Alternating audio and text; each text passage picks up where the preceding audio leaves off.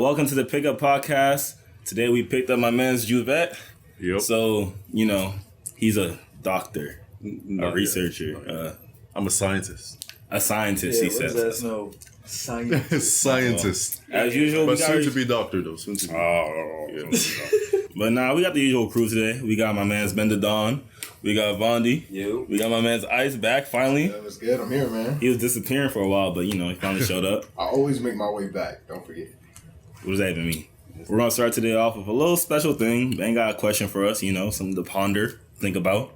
All right, so me and Seth was talking about this earlier, because we know when men and women are having sex, there's taxing positions for each gender. So what I wanted to ask is that which position would y'all say is mutually beneficial for both genders? I got to pull out the manual. The manual? Yeah, like how many different... Because there's a lot of positions. There's a book on it, right? Open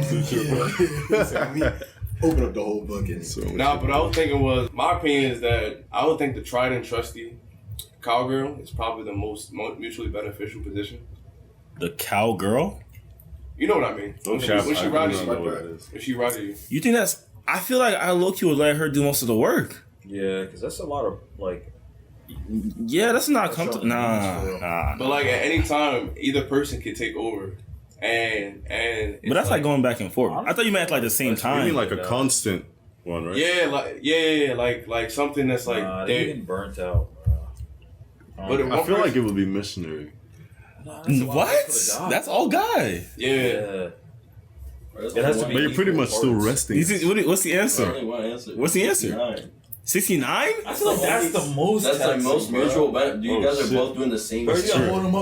I don't know, bro. I don't know. it's a fair point Bro. that I can respect. He's making a little bit of sense, but the thing about that is, at some point, somebody's gonna give. I mean, that's the whole essence. Yeah, exactly. That's the whole essence of sex. It takes some finesse. That's the setup would take. Nah, this is bothering me now. Why? I say if y'all just land side to side type shit.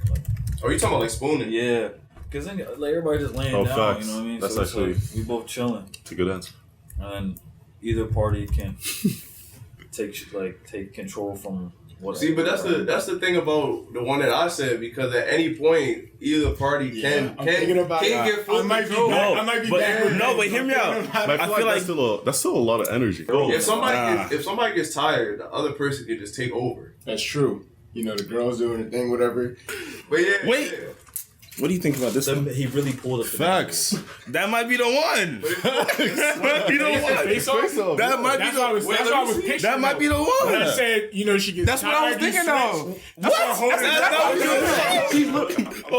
No, No, because she didn't say reverse. She's literally riding you. He said regular cowgirl. This nigga said. You could be sitting up, you could be laying down, you could be I was thinking something like that, but I was like, it doesn't. I don't know what it would be called. That's more so. I don't know what that's called. When the guy takes over. That's not. Face off is more so when the guy you sit. But it's like both people can move at this point. You know what I'm saying? But I also said after I said that, when she's riding you, that's energy literally riding you right there. But you have to talk about the position. Right. There's no nuances of it. There's literally is she riding you or she not?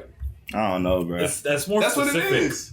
That's a specific type. If you're laying down and your legs are straight and you're sitting up like this, that's a lot of core strength. I'm not gonna lie, but if you're on the edge of the bed, you chilling. If you have a headboard behind you, this could also be one. And you're sitting up, there's literally no. I don't know. I've never attempted this. You gonna be banging your head and shit, bro. No, how? You saying That looks like one wrong move. That's all I'm saying. It just looks weird. It looks weird. One wrong move and you. Because it would. What the hell? Ain't that the Kappa logo?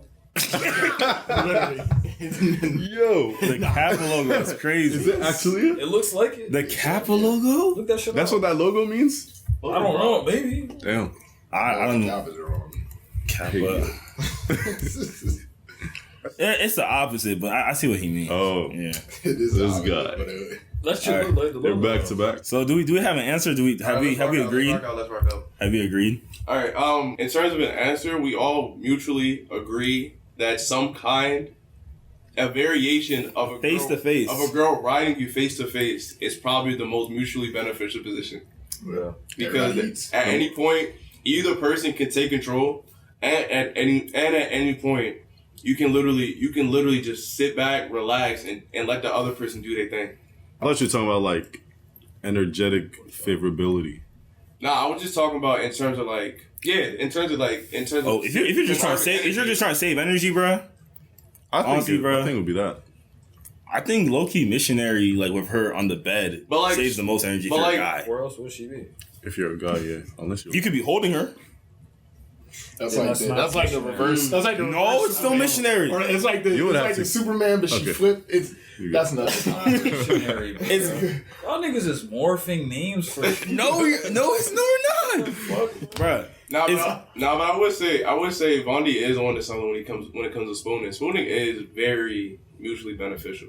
No, it's not. It's It's not. Shorty is just. Like a dead vegetable. conserving on either Like a side. worm, I feel like bro. that's the most equal because y'all both just laying there. I guess. So today we're going to talk about the talking stage, and is it important? Why is it important? And how does it deal with like being single and all that type of shit? So I feel like for me, everyone defines the talking stage a little differently. I don't know. I think the talking stage is just when you're getting to know somebody, simple and plain, just like that. What do you think you put? Yeah, to dig a bit deeper into that, I feel like it's not just getting to know them, it's getting to know the values that they hold, see if you share the same values, and that's what gives you sort of a picture of whether or not, you'll be able to see yourselves together. That's wholesome, but I low-key disagree. I'm not going to lie to you. Well, that's what's true for me. Fair enough.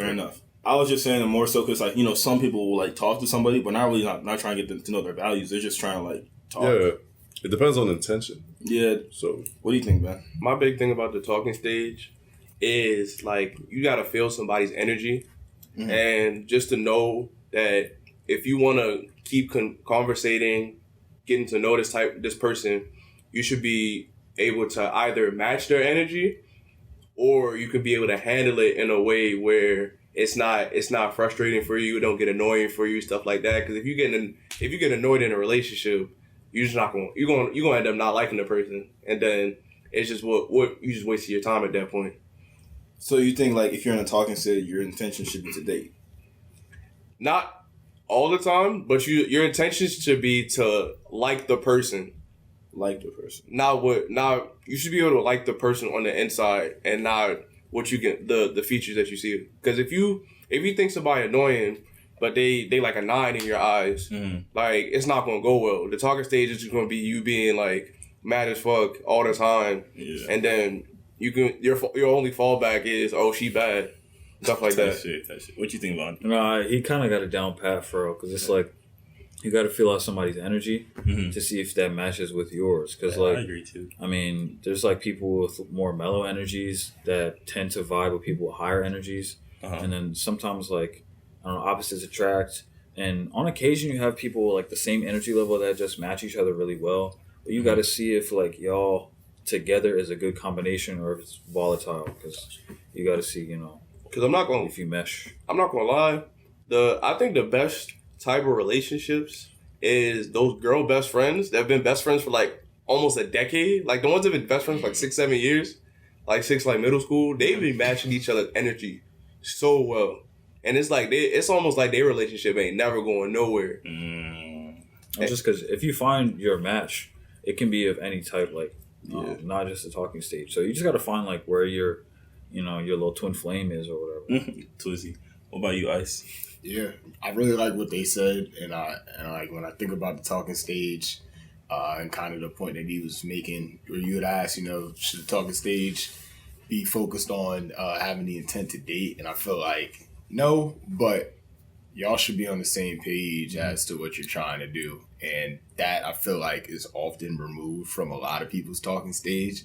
They're not on the same page with the person they're involved with on what they're really trying to do, and that could just be based on where they met, like how they met, and what even started their first interaction. At some point, you gotta have a goal, and the goal don't necessarily have to be the date, but it should be Like there should be something. a point to this. Yeah, like, there should be a point, because otherwise, communication is fine, but there is the opportunity then that you're wasting somebody's time just by people being on different pages. Because he touched on something mad important, because that wasting time factor is really crazy, because there's a lot of times that you'll be talking to someone that you might think that this might lead somewhere, but they real life just looking for like somebody to be friendly with. And then the situation that how it started, how y'all got to know each other the first time, how y'all got each other's numbers, it might just been on some friendly shit. And then you would have thought it like, oh,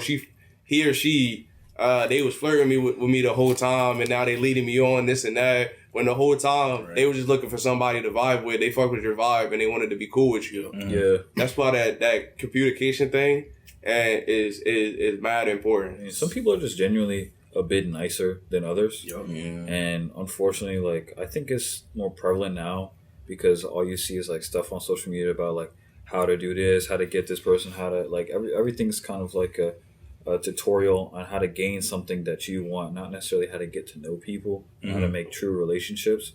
But there are people out there that like have the intention of just, okay, I want to meet some new individuals and like gain new experiences and just converse with new people.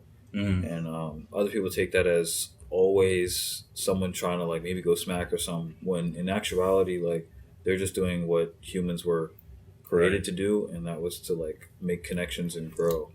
I agree on that, but to touch on that, to expand on that, even, like, you ever been in a situation where, like, let's say you wanted to like talk to somebody, like start something with them, and they weren't interested, so like they say no, and that, that's whatever. But then they're like, oh, but we can be friends though. And then, like, once you say, nah, I don't want to be friends, like, they sort of, like, feel a way about it. You ever had that happen to you? I mean, yes, but it's like because you're not matching their intentions, so that's just not what they want. Right, but it's like, do they have a right to get angry at you? Not angry, but, like, they're like, nah, why won't you be my friend? At a point, I would say yes, they have a right to, because if you felt a type of way over your advances not being mutual, and then they're just like, all right, we can have this thing where, like, we still cool, like, I still fuck with you, but I just don't want to be, like, involved with you that way. If you saying no because you didn't get what you want, they got a right to be angry because they're like, oh, you didn't get what you want, now you mad at me, right? For stuff like that. To me, the way I see it, it's like they're trying to, like, get the benefit of knowing me without really, like, also giving me what I want. You know what I'm saying? But hey, that's a bit selfish. It's selfish? Yeah, because you got to consider that they value you enough to want you to still be in their life, although they don't feel that way for you. Like, they can't control that. They don't feel that way for you. Right. And also, you don't know, like, what somebody's currently experiencing in that moment. You meet somebody where they're saying that line because they may see something, but they're not in the place where they can explore that right now. But through conversation and building, they should communicate that though, right? But that's like, that is true. Quick. You can't just expect that. I don't know if there's ever the time in those engagements where somebody is in a position to just think it all through. To, like, say, like, look, for real, I'm not in this space right now, but I want to keep you around as a friend, and maybe we can go from there. Those conversations never really develop in that way. Right. Everyone's kind of typically set on whatever they're going for, and when they hear whatever it seems like an objection or a rejection, they're ready to move on to the next or continue on about there. And my big thing about that is that, like, it's not 100% like, oh, they rejected me this time. If at this point they just using me as like a nice person to be around, it's more so like he said, maybe the person not ready for that type of relationship at that point. And then they just like, oh, I fuck with your energy. You seem like a person that if I was ready for it, I would be down for it. Just not right now. So, like, maybe like 3, 4, 5 months down the line, y'all hanging out, y'all chilling, that type of thing can come to fruition. And now it's like, oh, before you wasn't there, but now you're there when you got to know me a little bit more. I feel that's not fair to yourself though, because think about it. Like, let's say 5 months down the line, your feelings are gonna change. You're not just gonna like wait on somebody. You know what I'm saying? Of course. So it's like then you start feeling different, but then they want you, and then it's like, well, this whole time you've kind of been using this like friendship as a way to get to know me, and then figure out how you feel. Now you're ready, but now I'm supposed to just like jump back and be ready for you at the same time. I feel like it's a choice both ways. Because in that sense, like, they chose in the beginning, I'm not ready for this. Maybe I want to feel it out, get to know you as like a person before I decide to pursue that.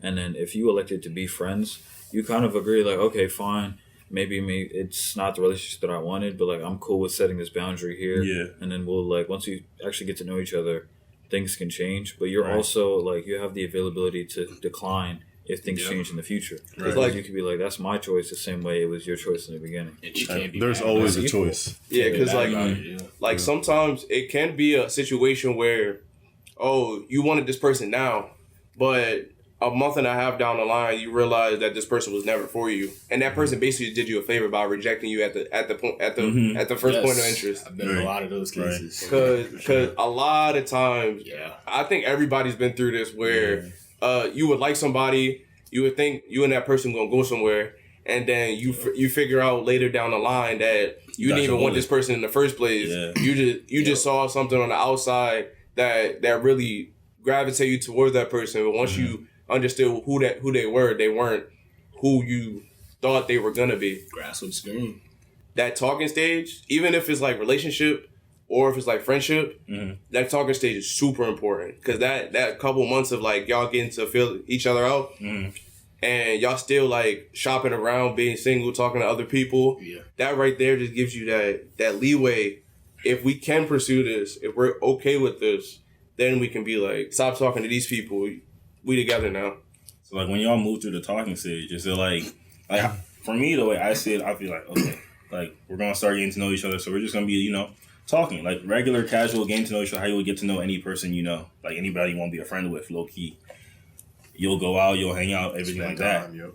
Just spend time together, get comfortable like in each other's space. You get used to each other, and then I think there comes a point where it's like okay, well, I like where this is going. I like your vibe. I like who you are. So, like, I want to focus more of my attention on you. So, like, let's make this more, like, of a just us thing.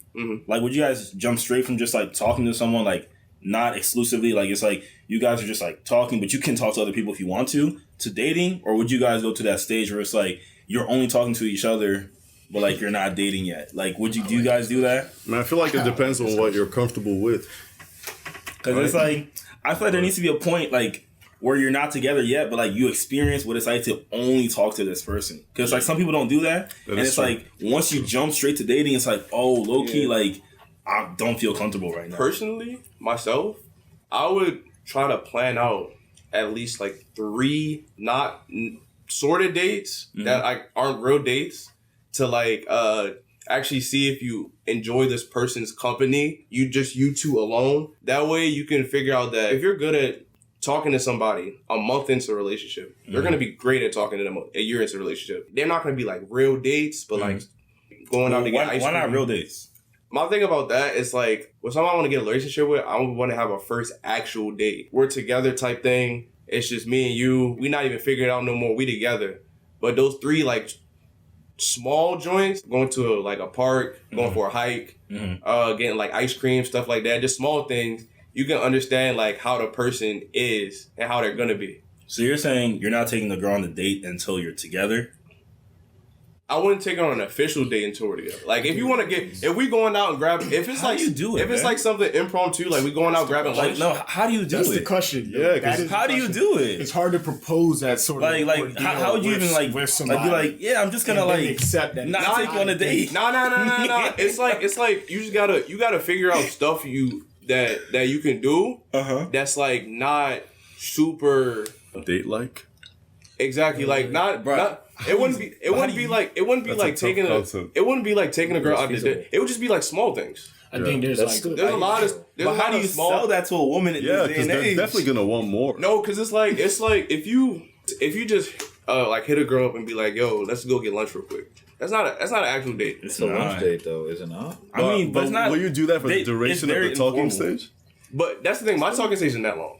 My talking stage is like maybe a month. See, that was your next question. I was about to say the length of the talking stage. Yeah. My talking stage is not that long. That's the thing. Oh. So like. So it's a month? Like a month and a half. A month and then relationship? That's 4 weeks. Month is or 5 weeks. Like I give it. That's a man. That's a man. I give it like 6 to 10 weeks. If I fuck with you for those 6 to 10 weeks, like 10 weeks is understandable. we can rock out. And I feel like you know. Yeah, we know. I mean, know by that time. Nah, men know early. We know early, but it's like one of those like, damn, like a month.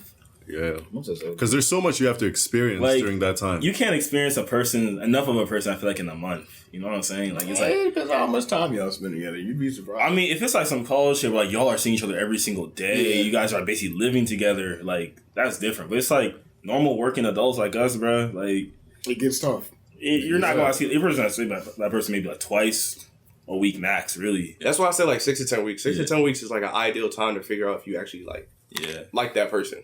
I think that's how long they should be, realistically. I be doing 3 months, bro. I be needing time. I feel like 3 months. It's like you're kind of pushing. I mean, 3 months is the limit. The limit. Yeah, you're pushing the boundary. I feel like you're pushing past that's a being level super that safe. you already have. That's being the most. That's the thing. That's the thing. You might think of it as being super safe. The other person might think of it as like, oh, you're leading me on at this point. Unless they're on the same page. But you gotta. If they're on the same page, then it's cool. If you're consistently giving them the right energy through those 3 months, trust they're not gonna feel. But my thing is, if you're consistently giving them the attention those 3 months, at some point that person's gonna be like, yo, what are we doing? Like, what are we? That too.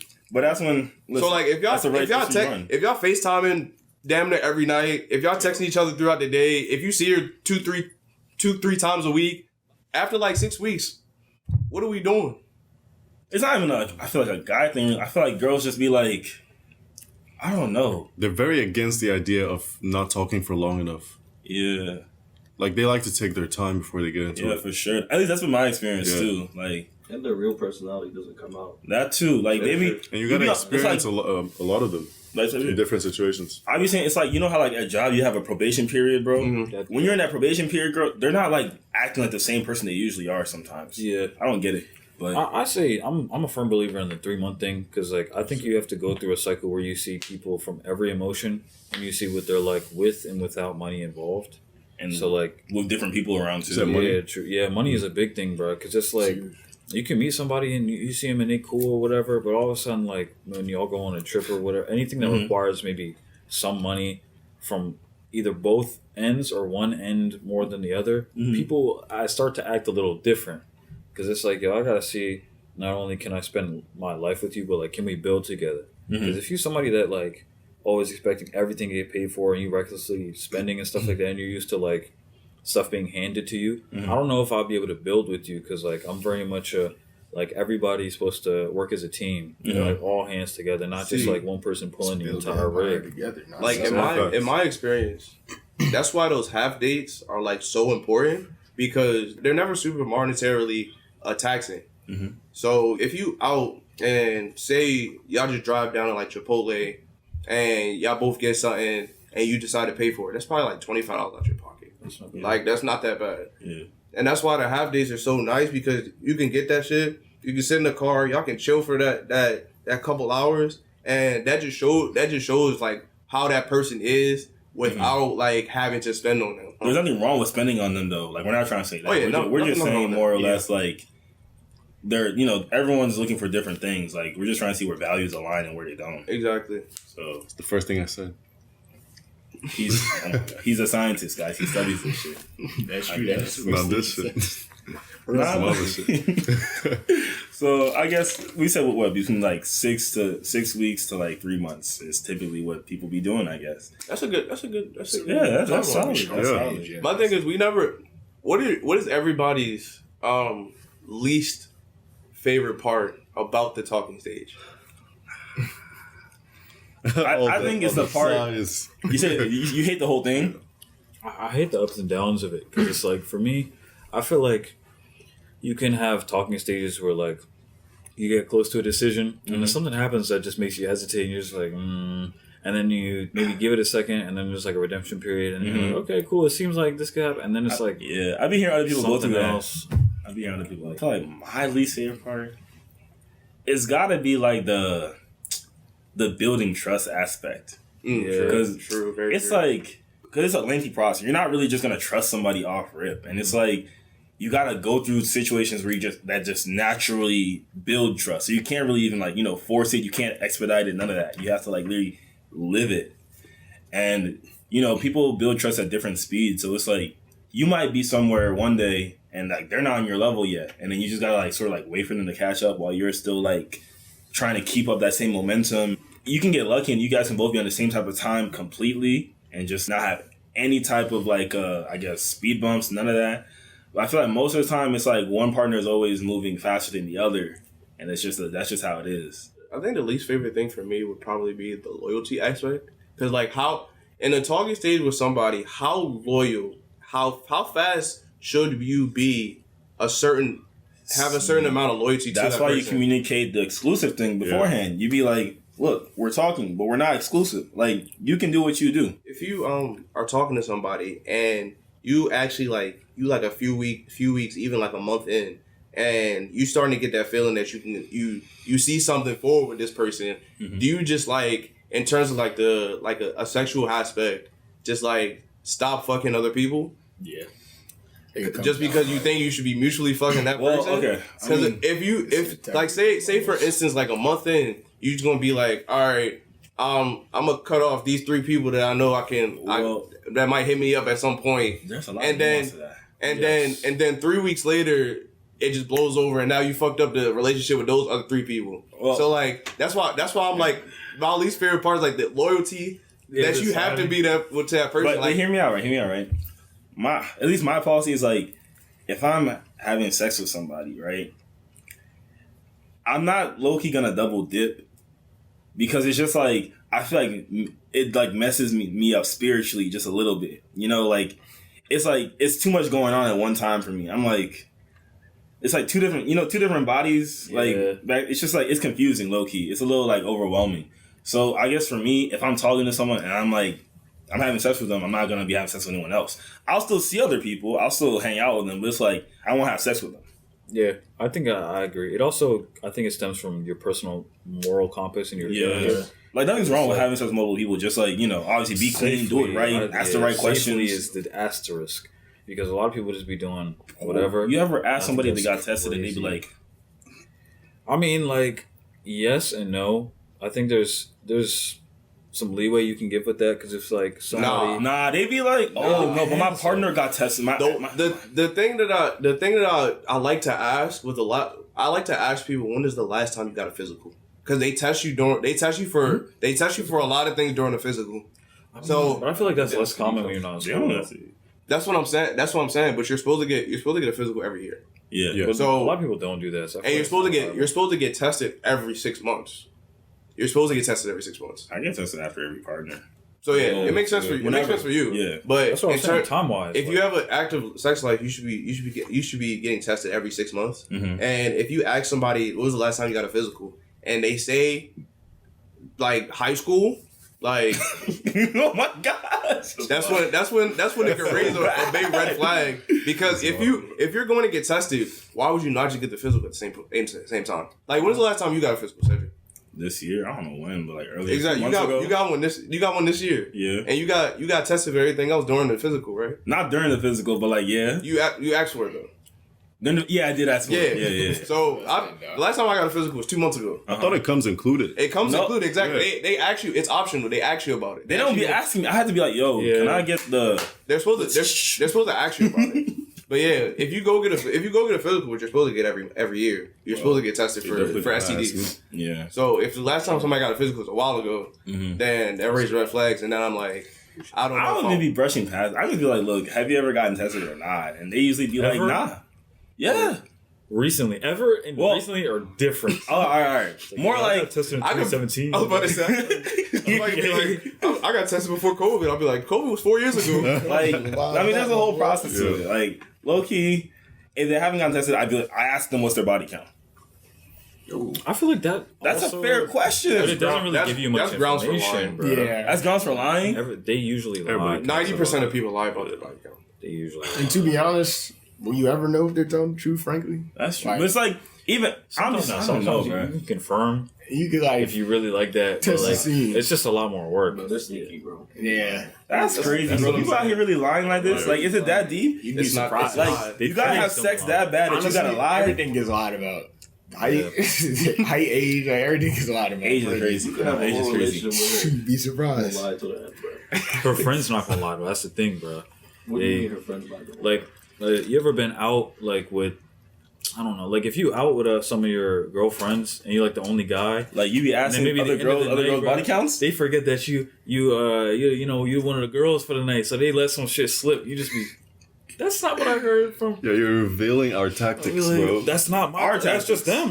That's just you being a good listener. Our tactics of finding out this information. I don't know if it's a tactic, bro. Like, they be saying they want a guy who's a good listener. I just happened to be a good listener, and I was listening it like when they said that, and I'm just like, that doesn't match the number that Shorty said. I mean, it's not like you're trying to interrogate somebody. It's just more like I'm trying to protect myself.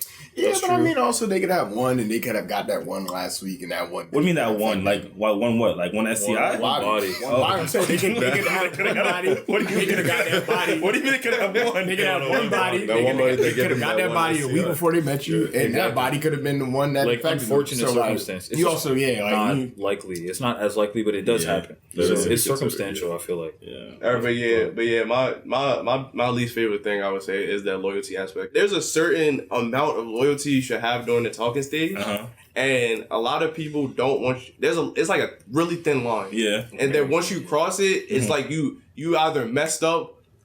It's either you messed up or they messed up. It's like your attention. You got your attention to them has to be loyal or consistent at least. But I feel like outside of like the physical aspect of things, I feel like being loyal is not that difficult because just like you're just talking. Like you want to talk to them anyway, you know? Like you're like it should be a win for you because you're trying to talk to them. Like you wanted to talk to them. But it's like, yeah, you could like have other opportunities that you're like, I guess, putting on the back burner, and that kind of sucks. It only takes 2 seconds to send a text. it's really like Yeah. an integrity thing, you know. Like Yeah. the type of person you are. If you're I mean, it willing depends, If you're honestly. willing to not even because of me, but for the sake of the fact that you have interest in me and are moving like you have interest in me. Just to wrap this up, the worst things about that would be like that loyalty aspect, the amount of trust you give somebody, and the amount of trust you give your body to somebody. Right. Those are the biggest things. Well, quick roundtable, just a little question for everyone. So, as it's getting colder, right? Things are going around, people are getting sick and that. Oh gosh. Really. What's your opinion about people? It's a lighthearted question. What's your opinion about people coming to work sick or like going to church sick? Because I went to church last Sunday, and like the amount of people coughing, sneezing in there. Same, I saw that too. I'm like, bro, like Crazy, bro. Like I feel like COVID made us more sensitive to it, but like I really people don't care. People bring their kids. Like there was a kid sitting next to me just coughing. I'm like, bro, you're coughing on my neck at this point. You're like, get out of here, little nigga. Nah, I know people hate that shit, but I'm not gonna lie because I still work in office. If I see somebody sick that works around me, I have masks in my desk. I'm putting on a mask. I'm not gonna try to police other people to do certain things. I'm gonna just be able to protect myself how I see fit. Right. I would give them one too. Just like, but you don't know how people are with that type of stuff because you know how people used to be with masks. Yeah. If you give them a mask, they You might be like, what they this for? Yeah, they be acting like you the spawn of Satan. but I would have one on and just be like you said with the gum. Like, does anybody want one of these? If you have to, offering. I would have one on. Offering and telling somebody like like no, two different things. I'm not gonna. I'm making a mental note of that though. I'm gonna be like, Nah, it's tough though because sometimes people feel like a obligation to come into work even if they're sick, and it's just like some people do have. And it also depends on the flexibility of your job. Yeah, if you're able to do that. You should respectfully not do it for the sake of other people. But the thing is, all that person's thinking about is I'm their work. Their career. They're just thinking about themselves at that point. Yeah. Which at a point, everybody thinks of themselves. Yeah, because it's just like you're not trying to like mess up your job, so you're gonna come in. Well, I think it also kind of ties back into like the selfish nature of capitalism, because like the fact that people feel like they have to come into work sick in order to survive in most cases kind of leads to the problem of more people getting sick. So it's like a self-perpetuating cycle. yeah. So Like if employers are not trying to give their workers the time off, exactly. if they're sick, they leave them no choice. And the people honestly can't be blamed. Yeah, they might even give you the time off. It just might be that like you miss your deadline then. Yeah, PTO I mean, it's a a bitch. Yeah. PTO is a bitch. Yeah. It's nasty stuff. But I mean, okay, we're gonna end off there. Thank you everyone for watching. All right. How does everyone feel? That was good. That was good. Let's get us.